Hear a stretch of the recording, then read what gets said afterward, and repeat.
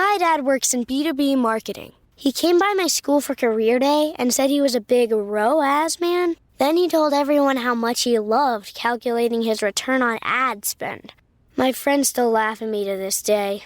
Not everyone gets B2B, but with LinkedIn, you'll be able to reach people who do. Get a $100 credit on your next ad campaign. Go to linkedin.com/results to claim your credit. That's linkedin.com/results. Terms and conditions apply. LinkedIn, the place to be, to be.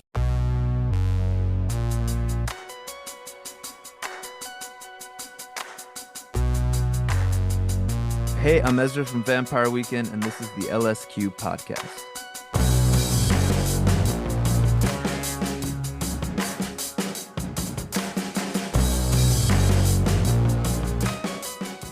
You know, some bands, you just love them almost instantly, and that was the deal for me with Vampire Weekend, who I was lucky to be tipped off to early on by some mutual friends in NYC, and my love for them has only grown with each new album as they continue to explore new sonic terrain, including on their brilliant latest one, Only God Was Above Us, which is out now.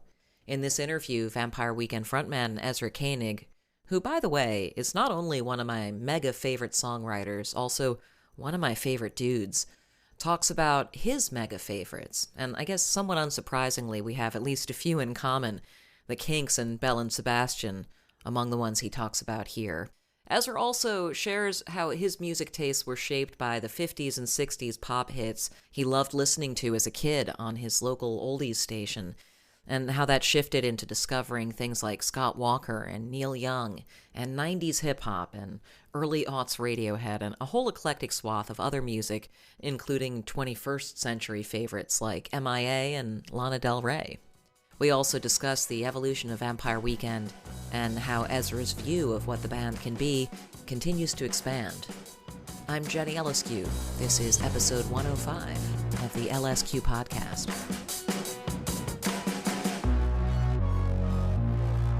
Hello. Hello. What's up?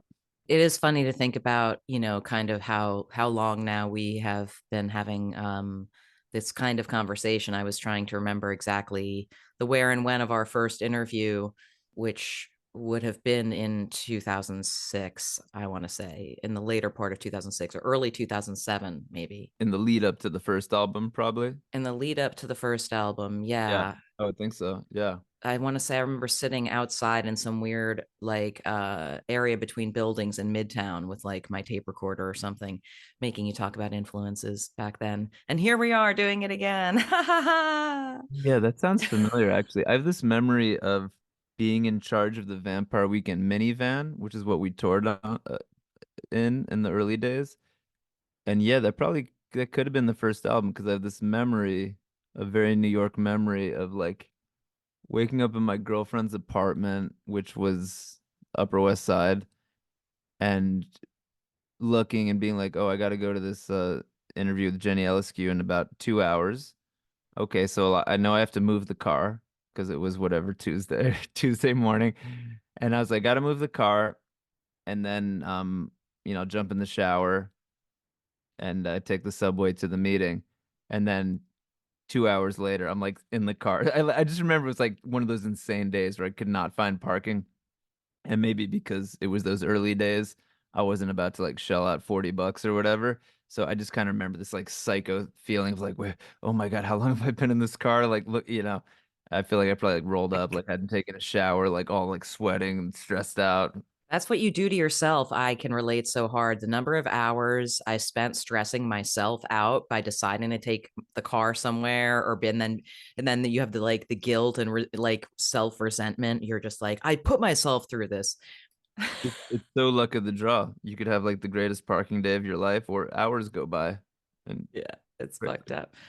But it was long enough ago that I feel like I know, forgive me if I forget some territory we trod back in the day about your individual, just like early days before you met those guys and before college, of getting in touch with kind of your creative self. Was songwriting a thing for you as a teenager or as a kid before you started the band? Yeah, I can remember the first song I wrote, because I know there's a recording of it somewhere. I know that my mom still has. I wrote the sheet music. How old would I have been? I don't know, 10 or 11 or something. And I wrote this song called Bad Birthday Party. It was kind of a 50s song. And I had a little 70s like silver dictaphone type thing, tape recorder. And I would like to sit at the piano and like write and record songs. So that was the first time I had that real feeling of, oh, right, you can write songs and put them together. And I even remember like playing the tape at school once. Maybe I was like proud of a song or something. So yeah, that was at a pretty young age. I was interested in songwriting in some sense. Who did you think you were emulating as a kid at that point? Well, I've always been a little bit old-fashioned, I think, in my taste. Because I remember the chord progression, it was like the classic 50s chord progression. Dun dun dun dun dun dun dun dun dun dun dun dun dun dun dun dun dun dun dun. It had like that kind of 50s vibe. And I remember I don't even know who would have gotten these for me, my parents or a family friend. I had a handful of tapes that I would listen to on my little Walkman, and I had a bunch that were the Billboard. They made a series. Billboard would do the top 10 hits of 1957, top 10 hits of 1961. And also, growing up in northern New Jersey, there was WCBS FM, New York, with cousin Brucey. Oh yeah. And I wonder if now if they still have that oldies station. Now they probably play like early Ariana Grande are the oldies they play. But back then it was like pure 50s, like nothing past 1965. They weren't even playing like the Rolling Stones. So I remember between these Billboard tapes and WCBS FM, I love stuff like Earth Angel by the Penguins and Last Kiss. I was probably like one of the few 13-year-olds when Pearl Jam came out with their cover of Last Kiss. I was like, doesn't touch the original because I was so familiar with it.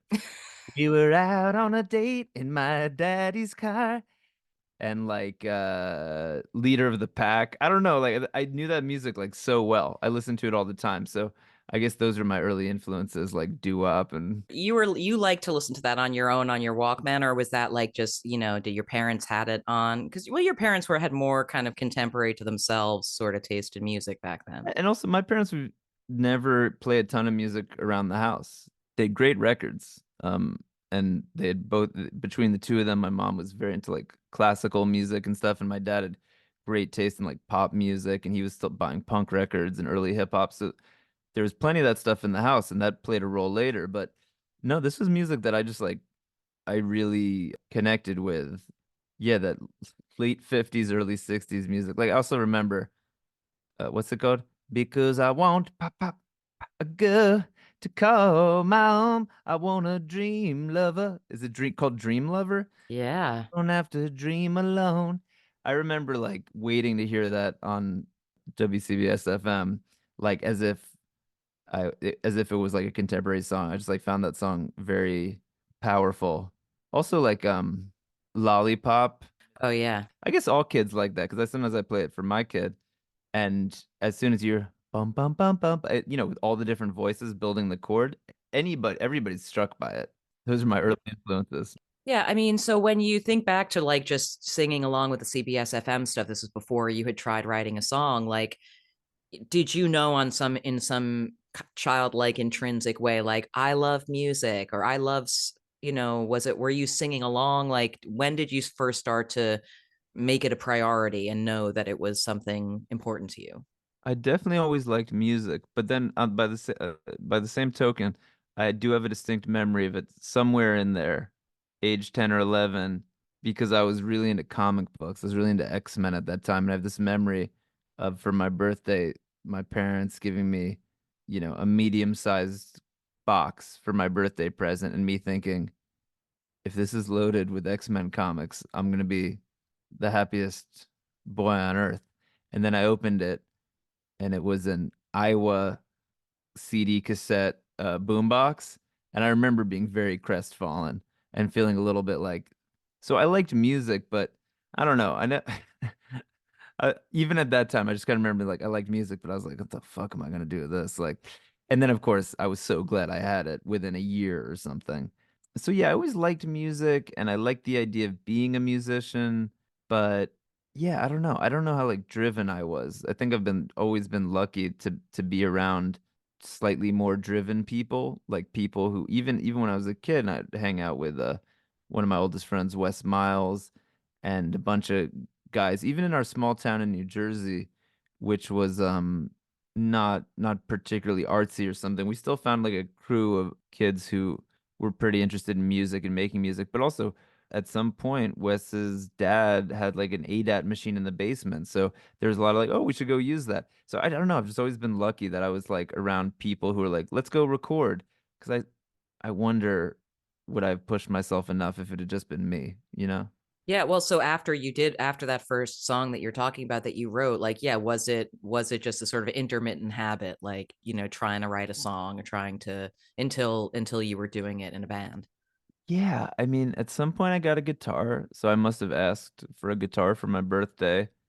And then when is it when people start having bands like fifth or sixth grade, you know? So then I kind of remember being in bands, like going over to somebody's house and like, oh, that guy's got a bass now. He got a bass for Christmas, and but there was, I know, I'm pretty sure it was in seventh grade is when me and Wes and a couple other kids like really had a band and we had a performance. Some I can't remember how this stuff came about, but we were booked to perform at our seventh grade graduation, and we did a mini set, and we played One by U2 because Wes's older brother's like a massive U2 fan. I mean, I love that song now, but I kind of remember the time like listening to it, just being like, I was a tiny bit too young for it, but I was like, all right, let's try this.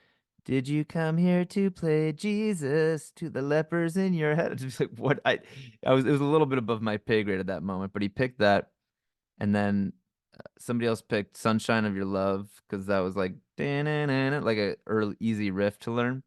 But then there was one original which I'd written that was called The Beast from the Sea. At that point, I was starting to get pretty interested in surf music. This big surf music revival in the 90s. So I wrote this kind of surfy punk song, The Beast from the Sea. Looking back on it, it was clearly very influenced by Rock Lobster by the B-52s because it was like about some kind of monster incident at the beach. But I remember we played it, and I remember being like, kind of like, "Oh, this is cool." And there's like a part that had like gang vocals where da na na na na the beast, da na na na na the beast, da na na na na the beast, and like everybody's yelling. I was like, "Beat the beast from the sea!" So that like felt like, I don't know, getting older, having a guitar, playing with other people, getting interested in like styles, I guess.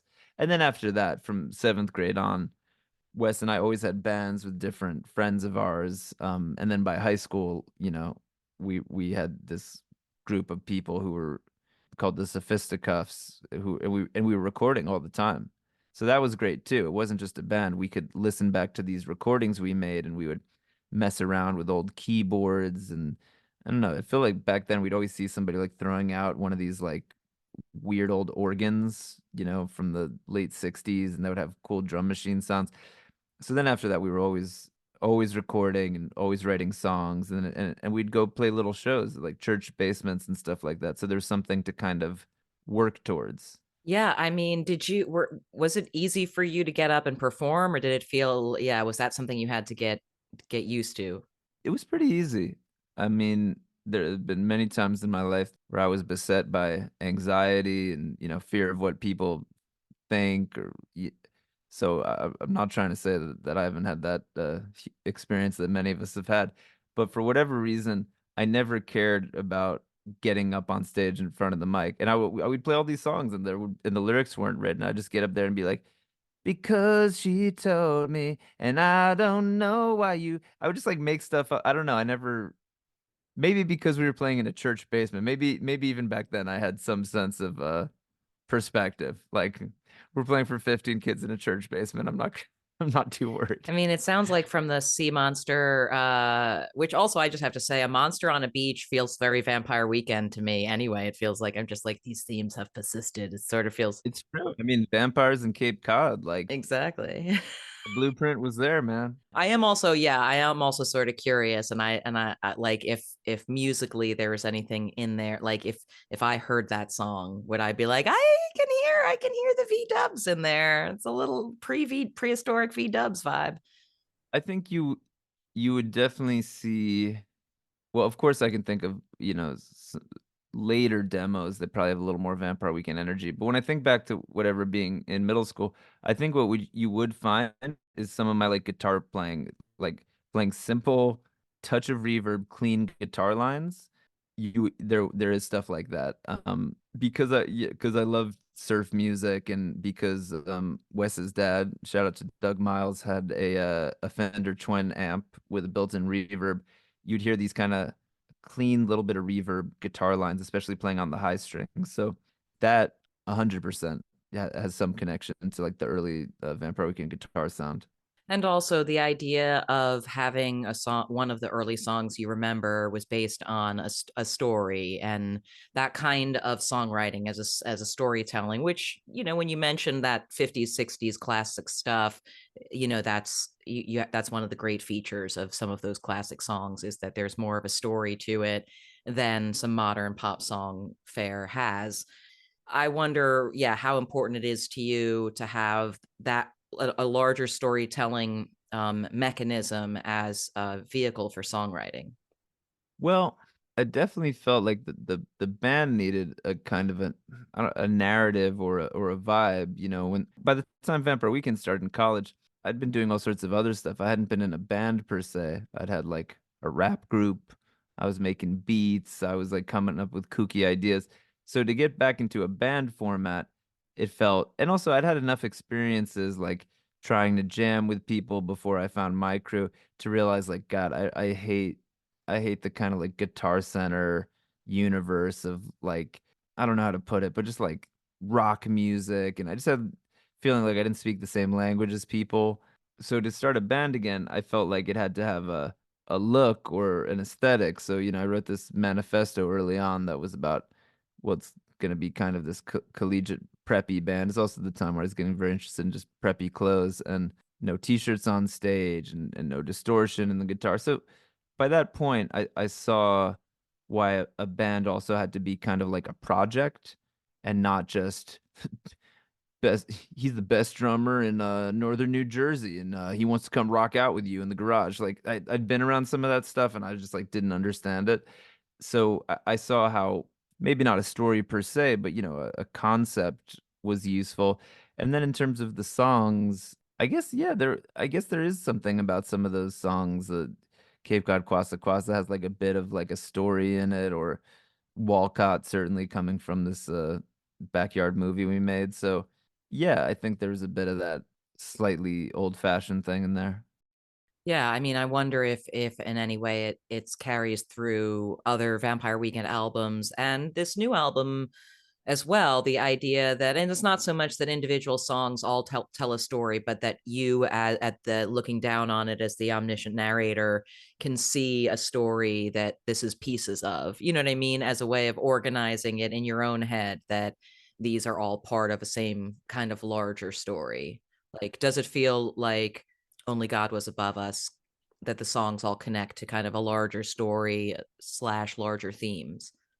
Definitely. Although now, as I get older, I increasingly think of that these larger themes as being somewhat out of my hands. Of course, you have things on your mind, your world. You take a snapshot of your worldview in a 3-year period that's going to have something to do with a record. But I've also noticed sometimes I need space to say I have this gut feeling these songs go together, and then just later on I'll be listening to them, playing them for people, rehearsing them, and I'll have a realization like, oh, that makes a lot of sense, that how that song moves into that song, and I just realized some. So it doesn't always come from me, songs are kind of their own thing, and they want to come into the world, I think, so they come into it via us, but you're not always totally in control of it. And actually, when you were saying that, it also made me think. I remember too being in high school when I was, fully a music obsessive and buying old records and listening to the radio and watching MTV or whatever I could, talking with people about music. And some year in English class, I think a lot of people do this. You had to read Dubliners by James Joyce. And I just remember being like, oh, this okay. And probably even just having the teacher being like, well, this is a really important book of short stories, and it's about he's kind of looking around this city and looking at different stories, and there's old people and there's young people and there's moments of a child experiencing like embarrassment for the first time. There's like an old person having their own experience, and it ends with this like epic novella called The Dead. Everything about, as I was getting so into like albums, to also be forced to read that, because I just remember being like, oh yeah, right, this is like an album. It's going into different characters, but it's united by obviously sensibility and a sense of place. Classic. That's what Only God Was Above Us is like, ending with like the intense long song. That's pretty Dubliners. And so when you were in this phase, the Dubliners era, like, so what was the music you were most obsessed with? Is that like Radiohead times? Is that Wu-Tang Clan? What's that? What's going on I there? mean, it's definitely into all that stuff, all the classic '90s music. The things that jump out to me that were like particularly meaningful to me, I remember getting super into the Kinks, again being a touch old fashioned, and hearing something else and Waterloo Sunset. My dad had some compilation, and I kind of remember him saying, and I guess I've been very influenced. I guess everybody is. And he played me Waterloo Sunset, and I really, it's funny when I have conversations like this talking about growing up with music. I have such clear memories of when people in my life told me that they loved a song. Like that was always so meaningful to me. Like I remember, like a girl I grew up with and hanging out at her house when we were like 14 or something, and I don't know, she loved like a Van Morrison song, and I was like, oh, that's interesting. Like I don't know, I really clocked it. I was like, oh, you love this song in particular. Like you're playing it over and over again, and that person loves something. I don't know. I love that, to kind of see. I can still recall some of these things so clearly. I remember like he loved that song, and he told me he loved that song, and he wanted to play it for me. And so I have a lot of memories like that. And of course, with your parents, that at a young age, that can be extremely meaningful. So I remember my dad saying like, "You want to hear a good song? You want to hear like good songwriting? This is the Waterloo Sunset." And I probably knew, you know, you really got me and early King stuff. So that was like meaningful to me, as I recall. My dad, that I was like, "Oh, this is interesting. This song means something to my dad. He's impressed by the songwriting." And then I love that song, and then eventually I was curious, well, what album was this on? So I got something else, and I got Village Green Preservation Society, and I was very interested in, Ray Davies, and also Dave Davies. Did they say Davis in England? I've never been sure about that. Oh shit, I don't know. I hope that Maybe one of those like Bowie things. yeah, exactly. Whatever. We say Davies We here say either way. Davies here, yeah. I mean, yeah, similarly, that album, Something Else by the Kinks, which I mean, I listened to that album, like I was just listening to it the other day. It's still in heavy rotation. It's a great album, and also it totally has that Dubliners energy of, I mean, the track one is David Watts, right? So it just starts out with like a full name, which I love. I mean, that's pretty, yeah, like Vampire Weekend, a lot of name songs. Walcott, Bryn, Diane Young, you name it. But just I remember that starting out like talking about this boy, David Watts, that all the other kids like want to be like, wish I could be like David Watts. Like even that, because most songs fall under a handful of categories: heartbreak, falling in love, having a good time, whatever. And of course, you can slice those topics a million different ways. But there's something so specific about a song about being a kid and essentially being jealous of somebody else. I wish I could be like David Watts. Like he just has some kind of riz. I want to be like David Watts. And then you get into like Death of a Clown, kind of depressing, and then Waterloo Sunset. And you really have that same feeling of like these are snapshots of very different types of people, maybe united because they live in the same place at the same moment or something like that. And Village Green Preservation Society, the exact same thing. Like that, yeah. Do you remember Walter? It's like I love that stuff. Just like, That I fucking love that song. But also on Something Else, Two Sisters, another great story. oh yeah, no, right. Or that's probably the best one. Thanks for reminding me of that. And I love that as harpsichord, which I loved. And yeah, that was actually probably my favorite song when I first got into that album. She was so jealous of her sister and her smart young friends. Yeah, it's like truly, yeah, truly a bunch of short stories. on that album. Yeah, and you're right, David Watts, because David Watts opens with that fa fa fa fa fa fa fa fa, and you're like, what a great start to an album. I'm in. Yeah. But tell me about your journey a little bit with Radiohead. I'd love to hear a little bit of that saga. Let me think. I did not really clock OK Computer coming out. I was 13, I think, when that came out. I don't know what I was thinking about when I was 13. I wasn't. Also, I didn't have MTV at my house. I loved MTV, but we just didn't have it at my house. So I watched it at other people's houses. So like I wasn't like super super tuned in that era. So I remember, I mean, I'm sure I knew the song Creep on hearing that on the radio, and I'm sure I knew Karma Police. But the first album I remember coming out was Kid A. So that was kind of interesting because I remember seeing people like debate it and seeing people be kind of like disappointed. And I kind of remember listening to my friend's CD copy on headphones and like really trying to take it in. So that was the first album I really got into, and then I went backwards to OK Computer. But yeah, that Kid A into Amnesiac era was very exciting because I saw them at the Garden, and first of all, I remember I learned a lot from those albums because they went and did press and talk about their influences, and kept talking about Can Tago Mago, and I was like, I got to hear this, and I bought that at Borders bookstore in like Paramus or something.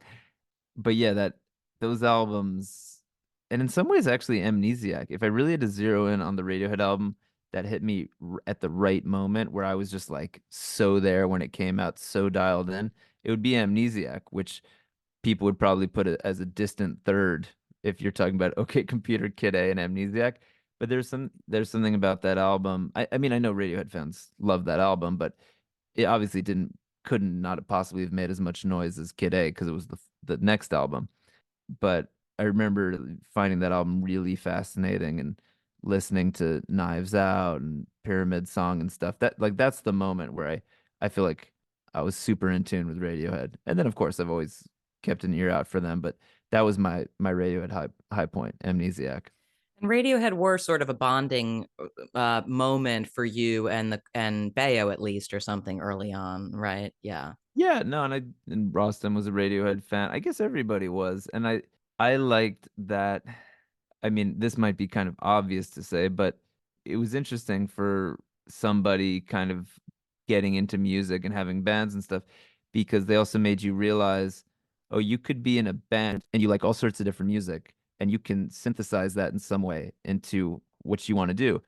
Like I remember driving around, I mean, at this point, I'm more like probably 16 or 17.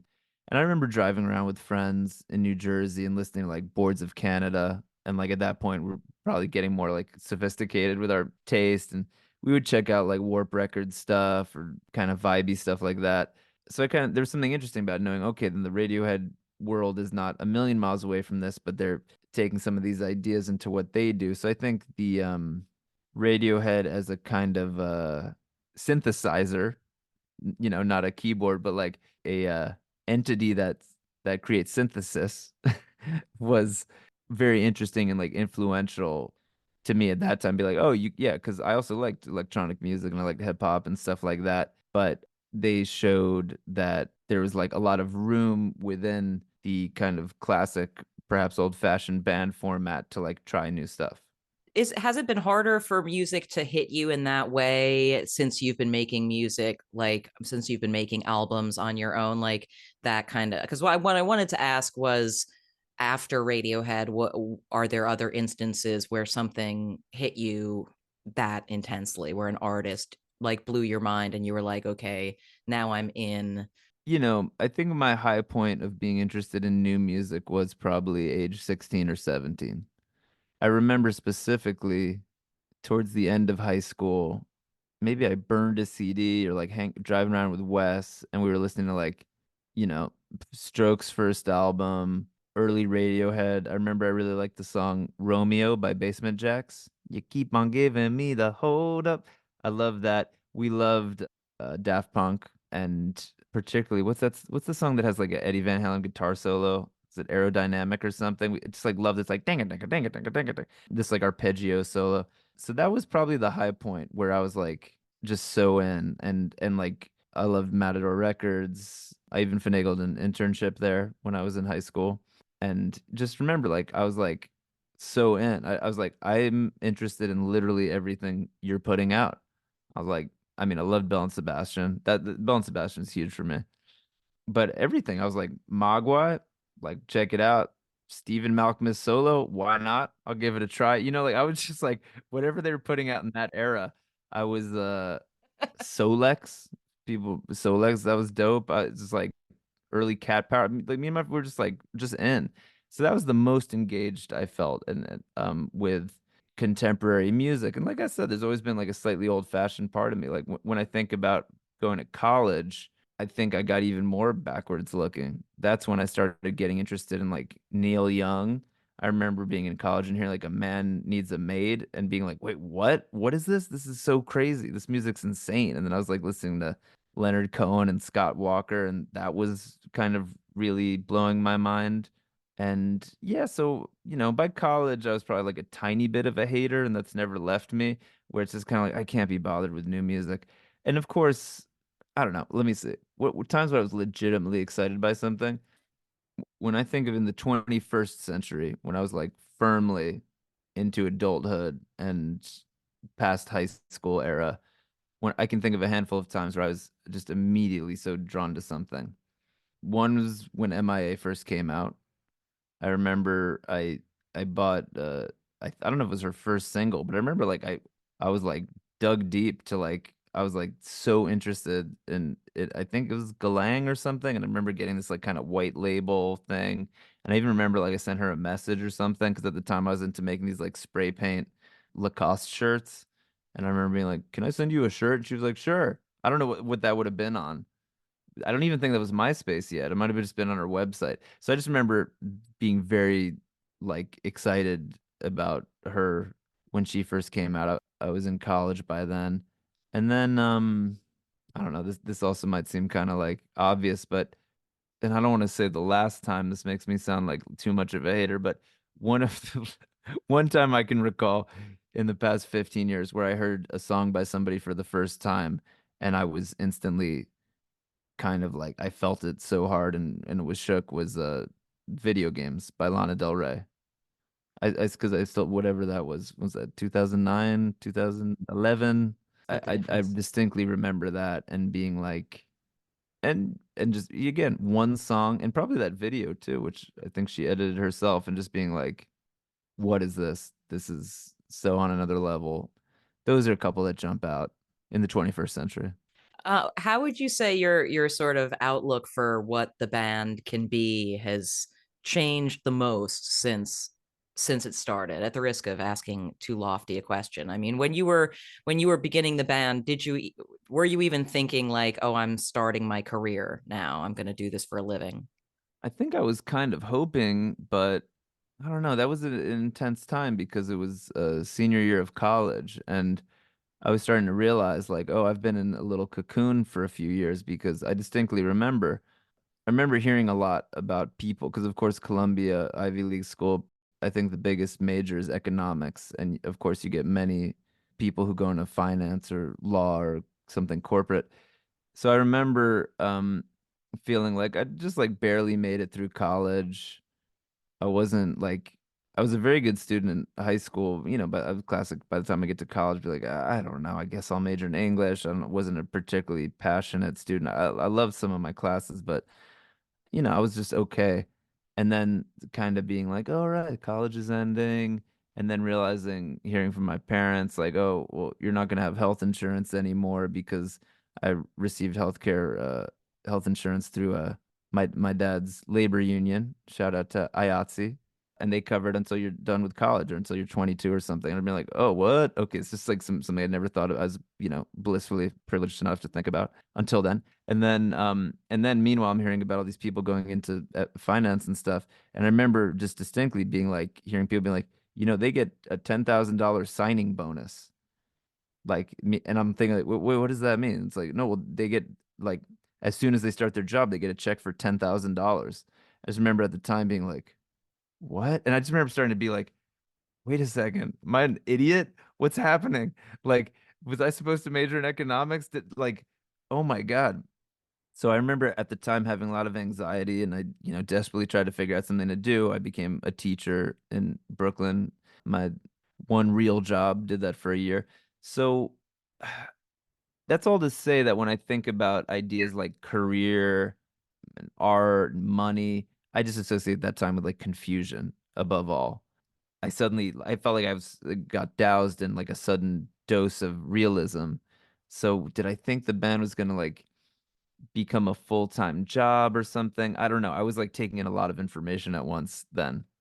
I knew I liked the band and I knew that it could be cool, but I don't know if I had a sense of like how far can this go? I learned within 2 years, I learned quite a bit about like the music industry and what's possible. But in those early days, I mostly was just kind of like, well, this could be like a fun thing to do, and also it was so DIY that we're making the album totally on our own, recording in Rostam's room. Maybe we did a little bit of drums in Juan's basement, which became a Pitchfork show. But it just didn't. I don't know it's really hard to recall what I thought in terms of like career.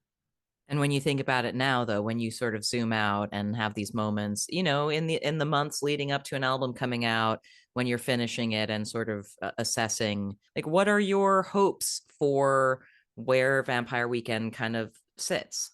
Well, I can say one thing in terms of what is the band. I can say I've had a really good feeling lately, more than lately, like, last few years or more, just in terms of like, so you can imagine when you start a band. I'd been in enough bands, as discussed, by the time I'm 21 when the band started. I'd been in enough bands that I knew a couple of things. One is bands can't be democracies because they needed a direction. So I had enough insight from my youth to say to everybody else in the band, I want to start this band. Here's my concept. But of course I was open to other people's ideas and there were a lot of great ideas. But the two things I knew, I said, I want to be the lead singer because it's just such a nightmare situation where every time you start working on something, if everybody's looking around, well, maybe I could sing this one. Like I have an idea. It just I've just seen it too many times where it gets weird. And it's like, well, and of course you look in rock history and people are like, well, I only got to sing 2 songs in this album. It's like I just had a sense that wasn't what Vampire Weekend was supposed to be. So I wanted to carve that out and say, in this band, I have a vision that I'm the singer. I'm not saying I need to write all the songs, but I do need to be in charge of choosing all the songs. That was also very important to me because, which again, that's a lot to ask a bunch of other 21-year-olds. But I remember saying to myself, like, I believe I have enough vision for this band that I know it's not all about me, and obviously it's never been all about me, and it's incredibly lucky that somebody like Rostam from the early days as a producer and a writer, there's so much there. But I did know that when the band started, I needed to, yeah, have the be able to choose the songs because otherwise I felt like the vision wouldn't be there. So, on a song like on the first album or something, like Campus started as this demo that Rostam made and had the strings and it was a bit slower, but it had like the vast majority of the ideas. I added a handful of lyrics or something. And then of course we turned it into the punky Vampire Weekend version with everybody playing it. But like when he threw that song out there, maybe this could be something. I was like, yes, it could. I knew it. I knew it. I knew that song belonged on the album just as much as ones that I'd been tinkering with, like Oxford Comma or Walcott or whatever. So anyway, I had this sense of like, yes, we all belong together in some sense in this moment as a band. And if I can have those things, I really think we can have the best of both worlds. But again, in terms of that, my demand to have some degree of leadership, some degree of decision making as soon as the first album was done. And so many great ideas came out of the four of us in a room. And yet I also knew sometimes we try to jam on another song, such as there's a song I wrote when I was 20, or let's say I wrote the vast majority of. I wrote the verses in the chorus called Hannah Hunt. And it was this kind of country song.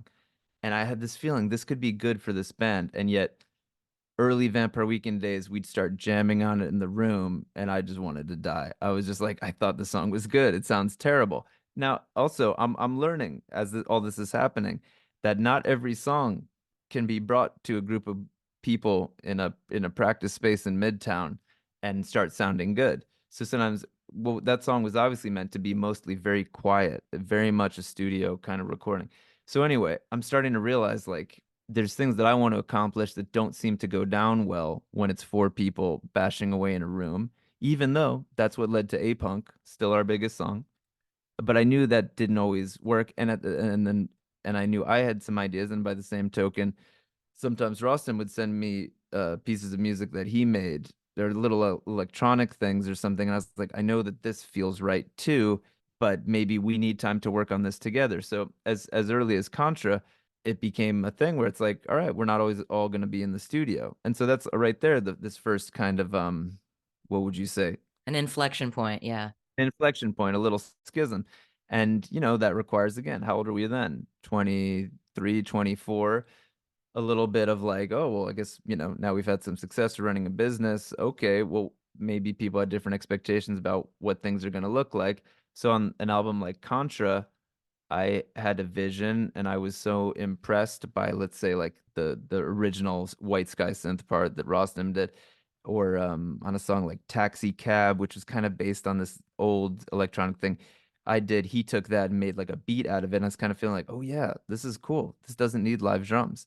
So for the first time, there's that little inflection point where it's like, I love Cousins. That song only came out of sound check kind of thing. I'd always play my banana riff and then CT. And I was like, I know I like that. That feels like Vampire Weekend, but also know Taxi Cab feels like Vampire Weekend. So, again, trying to figure out these different modes. And so Contra already, there's more of that studio project vibe. And then by Modern Vampires, even more of that studio project vibe. And on top of that, we're collaborating with a new person and it's a producer. It's not another musician, it's a producer, Ariel. And so by then, that album, zero songs began in soundcheck, zero songs began in a practice room. That doesn't mean that there's not contributions or that not everybody played on it in some sense, but totally that did not come out of those spaces. And then we have a lineup change, Father of the Bride, especially working on that album. Not only were we in this kind of delicate place where the band had changed, but the indie rock moment that we were been a part of had so clearly ended. The exciting ways of making music seemed very distant from those early practice space days. And again, I've built this close relationship with Ariel, so we're working closely and we're starting to occasionally get some little Steely Dan, like, oh, do you know anybody who can play like fretless bass? Like, oh yeah, there's this dude, he like, towards the James Taylor. And I'm like, all right, let's try it. By that point, we'd been down enough roads that it wasn't hard to talk with CT or Bayo about like, okay, we got this guy doing this or that guy doing that.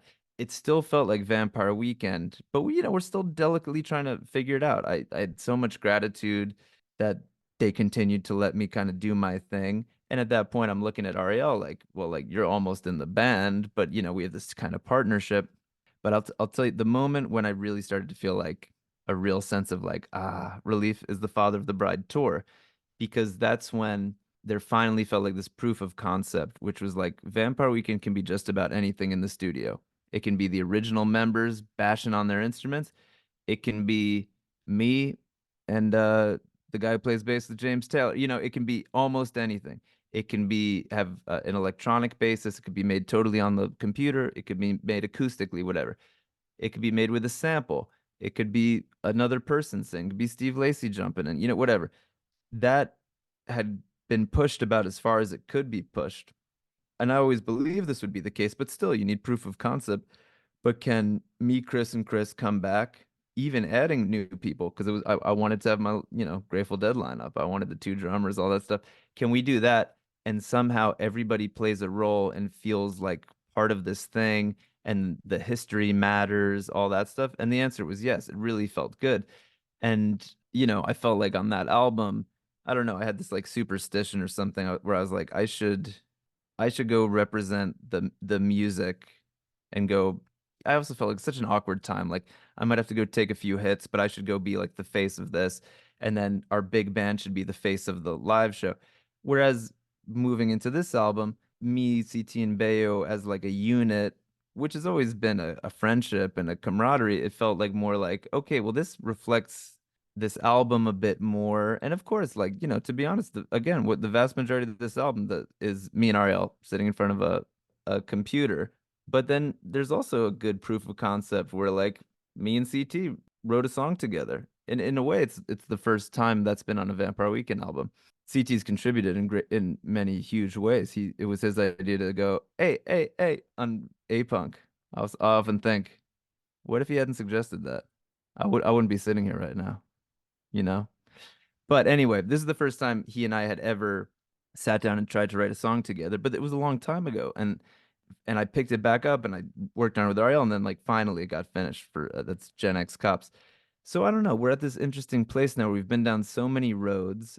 I can speak for myself and say, are there times when, I've approached a song or, a little bit like a solo artist where it's kind of like, yeah, I'm going to do this how I want to do it many, many times.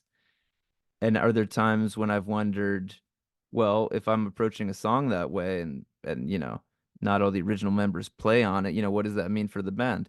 Does that mean the band's not a meaningful unit? And I know that the answer is no, the band is a meaningful unit. And when I think now about like various forks in the road, when maybe things were weird or tense, or I could have gone solo, or the band could have been cleaved into different units or something. I just kind of think like, no, there's such a continuity between these records. They're always going to be different. Like, the amazing contributions Rostam had in the beginning. Like there's even with the amazing contributions that all sorts of people had on Father Bride, DJ Dahi, Steve Lacy, Danielle. And yet I still think there's a continuity. And I also just feel like I don't know. Now it just feels very obvious to me how the albums and the live show all work together. And it's kind of like there's just so many ways of looking at the band. There's me as a songwriter, there's me, CT, and Bayo as the original members.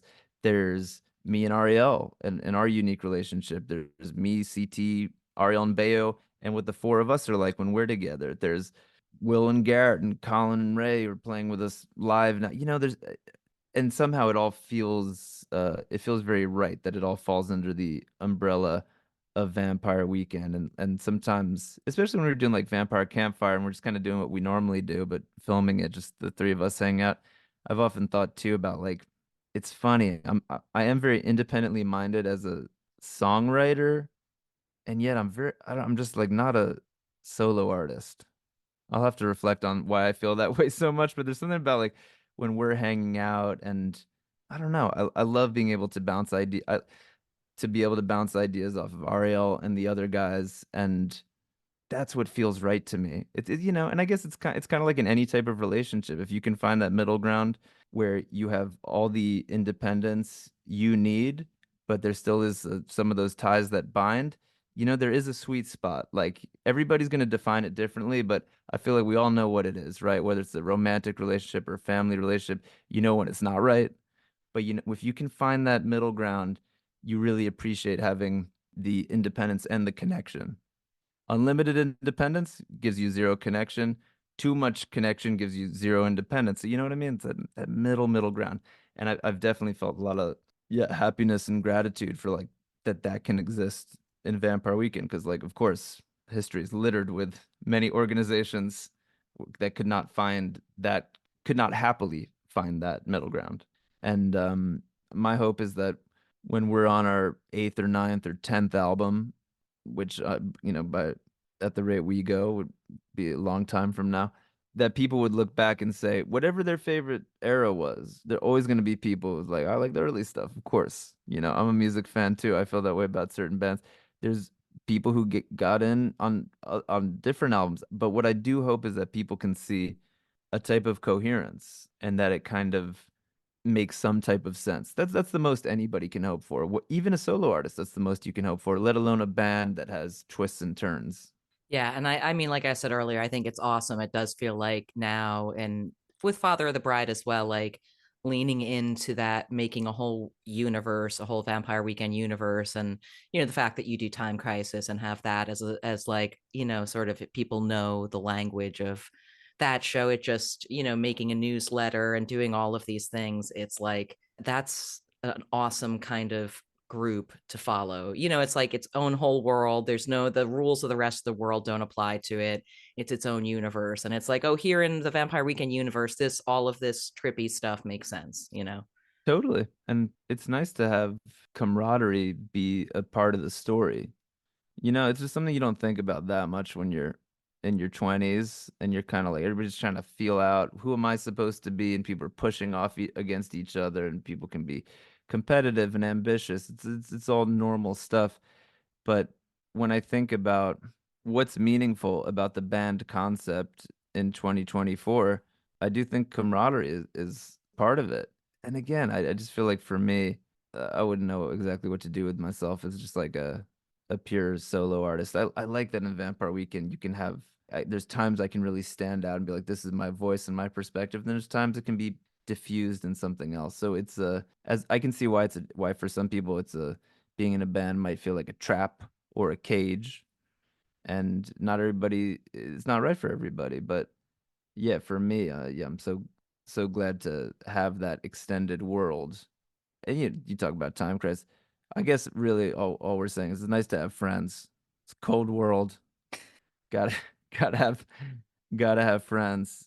There's a loneliness epidemic too. We've probably all gotten a taste of it one way or another. Gotta have friends. Get a couple of crews going and then make those crews overlap, and Yeah. your crew just gets bigger. You need 2 or 3 crews, have them overlap. That's about it. You don't need 10 crews. That's weird. But you need 2 or 3 crews, somewhat like-minded, couple group chats, just have, some reason to pick up your phone every now and then. Yeah, that's all you need. Thank you so much for getting together to do this. Oh, my pleasure. Thanks for having me.